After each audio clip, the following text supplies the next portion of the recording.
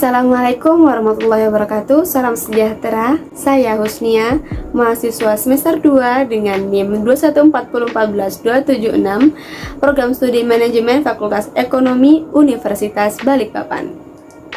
Pada video kali ini saya akan membahas tentang sejarah bahasa Indonesia. Berbicara sejarah bahasa Indonesia, tak lepas dari peristiwa Sumpah Pemuda yang dilaksanakan pada tanggal 27 sampai 28 Oktober. Dalam peristiwa itu, dikukuhkan bahasa Indonesia sebagai bahasa persatuan oleh para pemuda dari berbagai daerah di Indonesia. Maka, tanggal 28 Oktober 1928 dijadikan sebagai hari lahirnya bahasa Indonesia. Dan pasca proklamasi, bahasa Indonesia resmi menjadi bahasa negara. Terdapat beberapa hal terkait kelahiran bahasa Indonesia, yaitu dari mana bahasa tersebut muncul, mengapa, dan bagaimana perkembangannya. Peristiwa ini cukup mewakili bahwa hadirnya bahasa Indonesia dipelopori oleh para pemuda-pemudi Indonesia dari beragam latar belakang sosial budayanya. Namun, satu tujuan, bersepakat untuk mewujudkan kemerdekaan bangsa Indonesia. Bahasa Indonesia menjadi salah satu upaya untuk menyatukan suku bangsa di Indonesia agar tujuan kemerdekaan mudah diraih. Adapun keunggulan dari bahasa ini yang pertama adalah stabilitas nasional. Saat itu bahasa yang paling banyak digunakan oleh orang-orang di wilayah Nusantara adalah bahasa Melayu.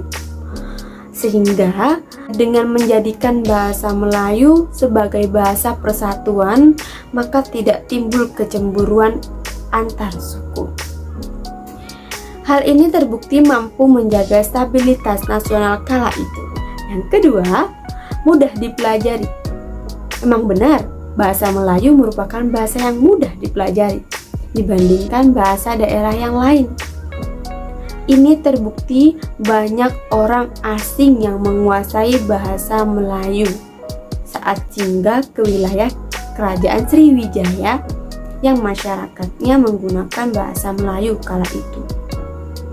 Yang ketiga, banyak penutur. Hal ini dapat dibuktikan bahwa sebaran bahasa Melayu cukup luas, bahkan dipakai di wilayah Filipina. Salah satunya buktinya adalah ditemukan lempengan Tembaga Laguna di Manila. Yang keempat, Riau sebagai pionir bahasa Melayu. Sebab dari daerah inilah standar bahasa Melayu diambil. Dan yang kelima, adanya penjajahan di tanah air Indonesia, sehingga perlu bahasa pemersatu antar suku bangsa. Terdapat beberapa alasan betapa pentingnya belajar bahasa Indonesia. Tidak hanya sebagai usaha mahir atau cakap berbahasa Indonesia, akan tetapi beberapa hal ini bisa menjadi perhatian. Jika menghayati sejarah bahasa Indonesia, betapa luar biasanya pengorbanan pemuda-pemudi kala itu. Jasanya, tenaganya, dan tak ternilai. Semoga para pahlawan dan pejuang bangsa Indonesia mendapat ampunan dan derajat yang tinggi di sisi Tuhan Yang Maha Esa.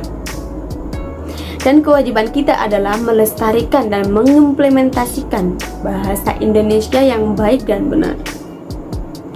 Oleh karena itu, saudara-saudaraku, marilah kita menggunakan bahasa Indonesia sebagai bahasa persatuan untuk mewujudkan satu kesatuan bangsa Indonesia.